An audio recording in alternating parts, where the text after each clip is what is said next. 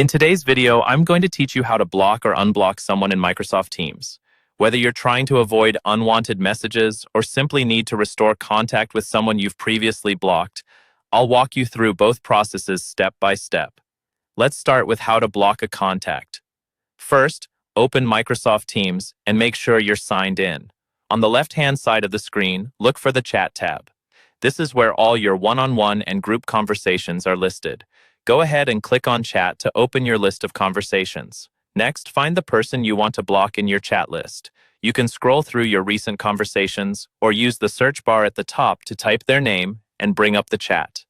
Once you see their name, move your mouse over it. When you hover over the contact, you'll see a few icons appear, including an option with 3 vertical dots, often called More Options. Click on those 3 dots. A small menu will appear with several actions you can take. In that menu, look for the option that says Block or Block Contact. The exact wording may vary slightly depending on your version of Teams, but it will clearly indicate blocking. Click that option, and if you're asked to confirm, go ahead and confirm your choice. After this, that person will no longer be able to message you, and you won't receive notifications from them in Teams. Now let's go over how to unblock someone if you change your mind later.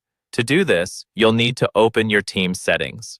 In the top right corner of the Teams window, click on your profile icon, then choose Settings from the drop-down menu. This opens a new window where you can adjust how Teams behaves. On the left side of the Settings window, you'll see different sections. Look for the section labeled People and click on it. Within this area, you should see an option called Manage Blocked Users or Blocked Contacts.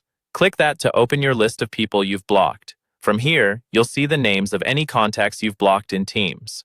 Find the person you want to unblock, then click the Unblock button next to their name. Once you do that, they'll be able to message you again, and your conversation can continue as normal. And that's all you need to know to block or unblock someone in Microsoft Teams.